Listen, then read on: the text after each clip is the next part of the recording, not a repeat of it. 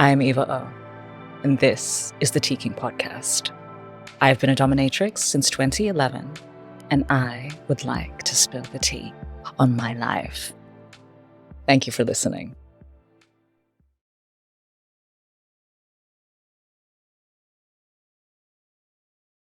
Happy New Year! I'm going to do a little bit of a flashback episode as we close the year and move into a new one. I mean, I don't normally do this sort of thing personally. I'm not huge on remembering dates, let alone celebrating them. But I thought it's nice to use dates sometimes, right? And I'm very grateful for all of the experiences that I've been able to have on the podcast. So let's take the opportunity of reflection and rebirth to reflect upon everything that I've been able to get through so far. So the podcast is over a year old now, which means I've done over 52 episodes. I don't know how many I've done. If it was in September, that means how many more? September, October, November, December. So that would mean what? Give me some math. Almost 70 episodes, right? So that's a lot of me talking. And that's a lot of other people talking.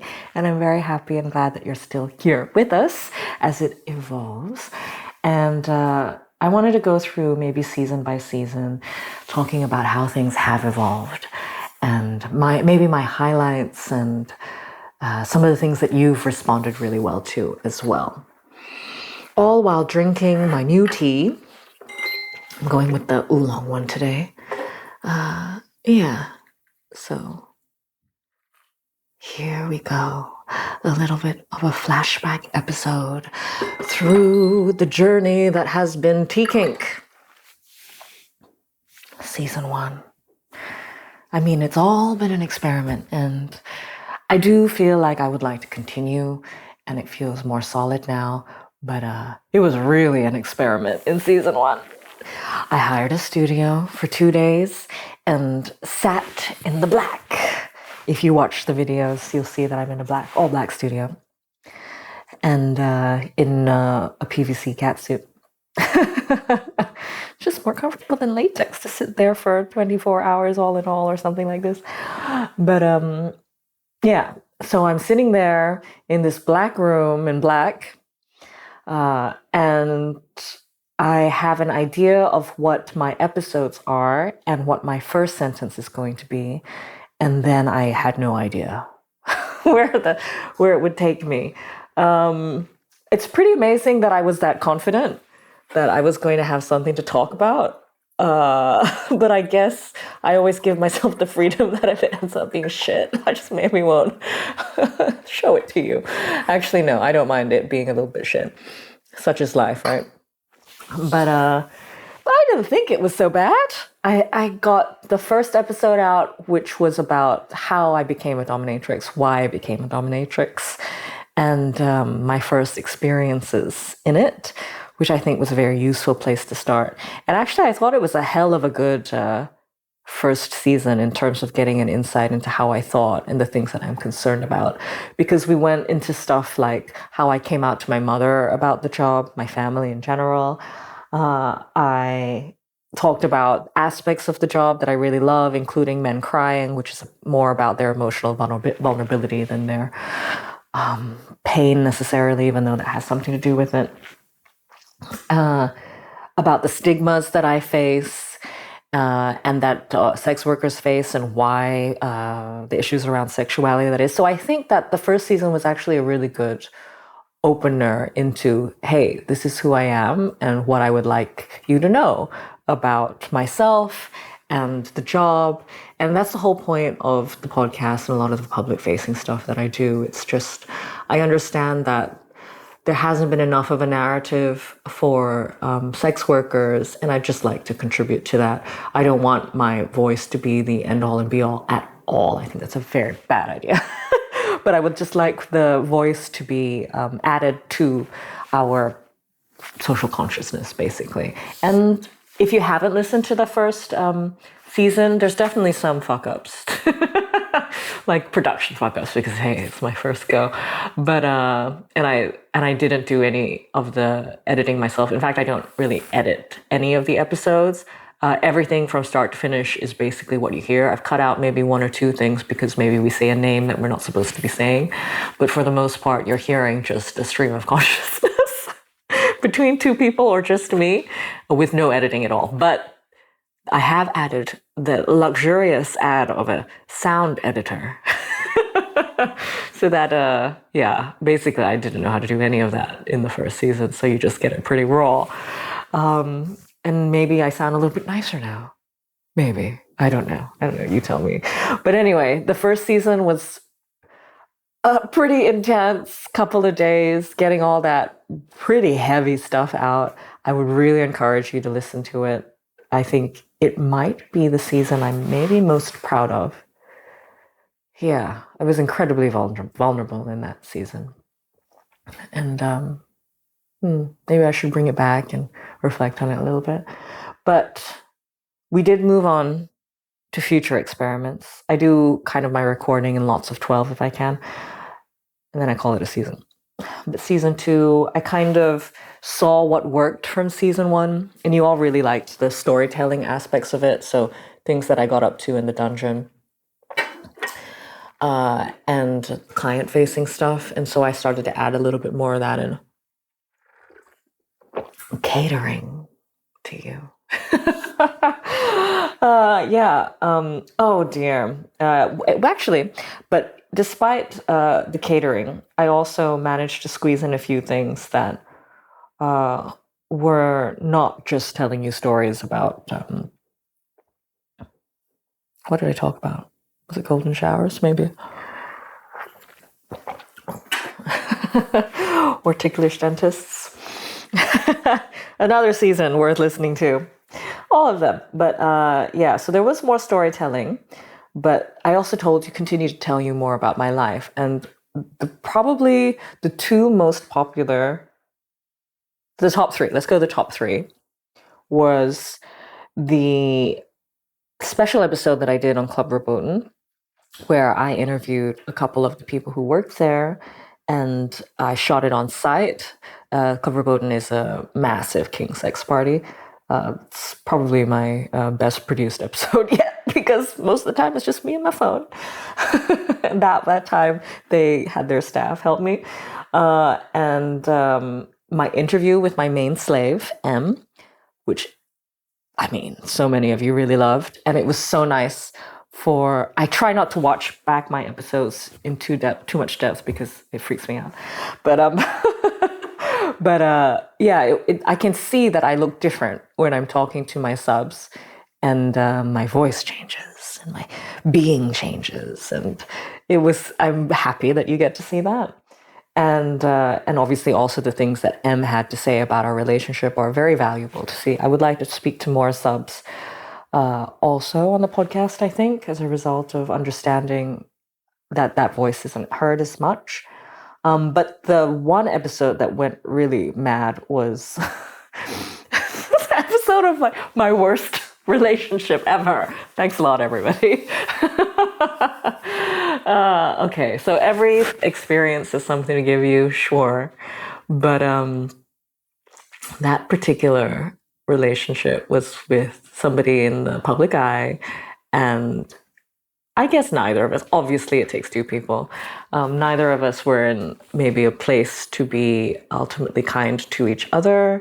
And a lot of you ended up calling him a narcissist. I don't know whether that's accurate, but yeah, he was just very much seeing his own way, as we all do.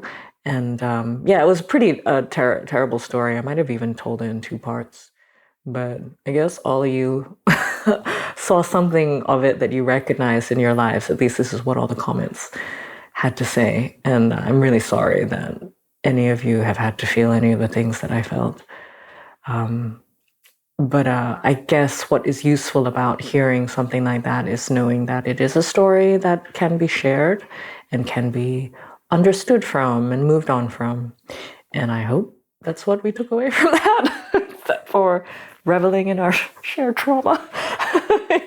Yeah. And that's also the first time that I started to touch on interviews. So not only did I interview my main slave M, but I interviewed somebody called Asta Amundsen, who is an interaction researcher, and we were talking about AI companionship and AI and relational dynamics in general. And I was starting to get a taste for forcing people into conversations with me on camera so that I can ask them all the deep questions straight up rather than waiting a few dates. Yeah, I think that's a big motivator for me behind all of these interviews. One, I don't think everybody should just listen to me talking for 40 minutes every time. Two, it makes it more dynamic for me. Three, it's great to be able to get all of these voices and to give them a space to speak. Four, I have a thing where I really like to understand and delve into things. And sometimes that can be very intense in the day-to-day world. But if I have a podcast and you're getting interviewed, you're expecting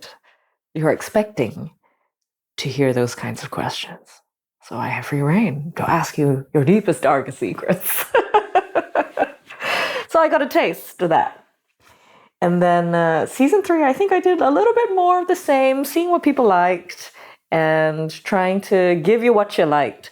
But what really spoke to me that season was an episode called Would a Sex Worker Date You? Now, there was a huge response for this, and I loved how much it got picked up by other sex workers and how much it was understood. And I would definitely encourage you to listen to that episode also in particular. I think of all the stuff that I've mentioned for the first 3 seasons so far, I think obviously the first episode of the first season on how I became a dominatrix is very useful for you to understand more about me. I think Slave M is a valuable perspective. That's from the second season. And season 3's highlight would be Would a Sex Worker Date You? Because it gives this, often the question is framed a little bit differently, right? that it's seen as more of a challenge to date a sex worker. And I get that perspective. I get it. In a society stifled by their difficult relationship to their own identity and sexuality. But there's a lot of benefits to being with somebody who has had to understand that societal stigma, somebody who has had to navigate emotional dynamics and be artful with intimacy. And I go into that a lot in that episode. And I love that it touched a lot of you. And it felt really together when you all shared that. Like, man, I felt a togetherness that was very motivating for me. So thank you for that. Which kind of spurred me on to season 4, which was answering your questions. So I took questions from you, the listeners, and over 12 episodes, I answered 12 questions in depth, and questions that included things like how do you navigate work and society? And it also came from people who, who from personal angles were trying to navigate their kinks. And it also kind of linked up with the fact that I started these mentoring calls where people can book in and I'll talk to them for however long. And we'll chat about, some of them are professional DOMs, some of them are just starting, some of them have nothing to do with working in the industry at all and just want to understand confidence and relationships and sexuality a little bit more. And so, kind of bringing that a little bit more into a format. It's just me like trying out all of these different possibilities, answering your questions, talking to people, thinking about my life, telling you stories. Yeah, it's been a great exercise in reflection and creativity. But season 5 really leaned into the interviews. And I think I did like one episode where I read from my memoir that may be out in a year. But apart from that, it was all interviews. Friends and colleagues, escorts, doms, another sub, a fan even.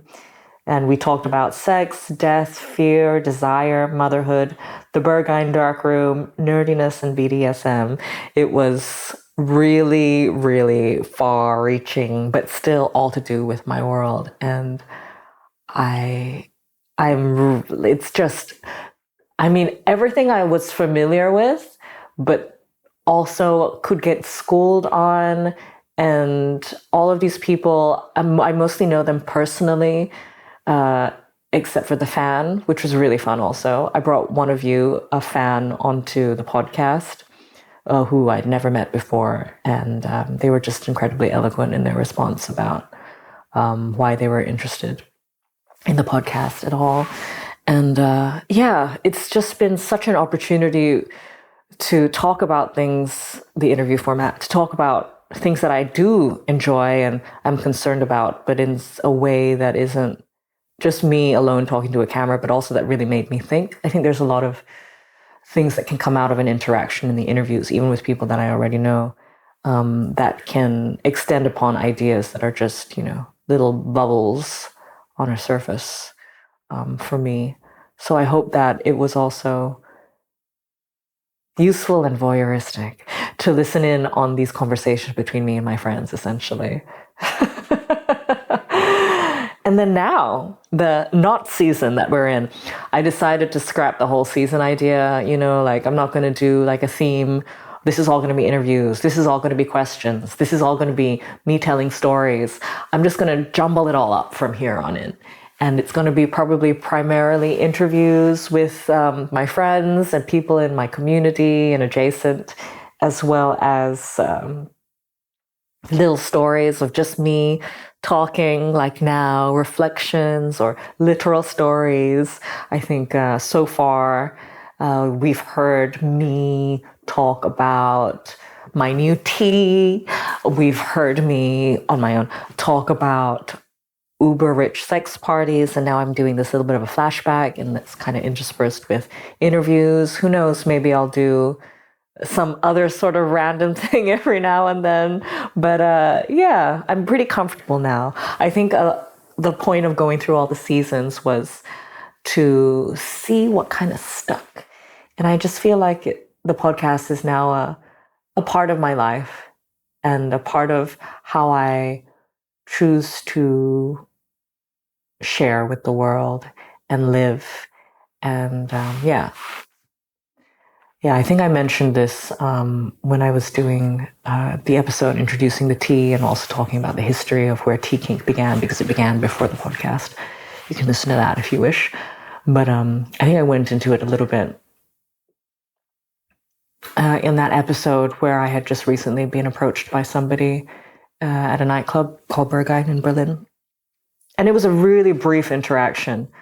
But if you're listening, thank you so much for that moment. I don't know if it meant as much to me. I know it was super brief, but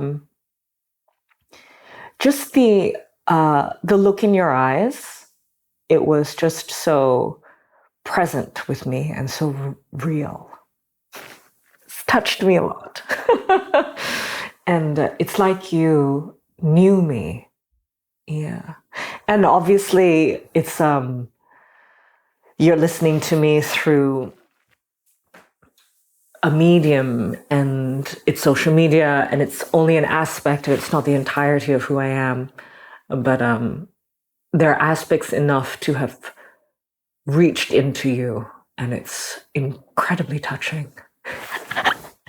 Yet another episode where I didn't think I'd start crying, but I have. There's a few of those. If you want to see those, there's one especially in the first season where I'm coming out to my mother. So anyway, I guess that's a good place to end. But yeah, I do this because I guess I want to be a useful part in the world, and I thrive off of social connection like anyone else. And I know that I can be quite intense. And so putting it into a format like this is helpful for me. And useful for you, and that's a really nice loop that I'm very happy to be a part of. So on that note, Happy New Year. And if you choose to use it as a time for reflection and rebirth and refresh, then I hope that you enjoy that process. And if you don't, and you just sit around, you drink my new tea like I'm doing, then that's great too. But yeah, thank you so much for being with me today and any other time. And I am so glad that you're a part of this loop of mine.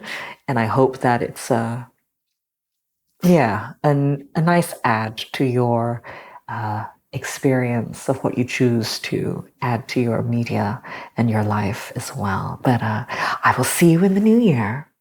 Thank you so much for listening.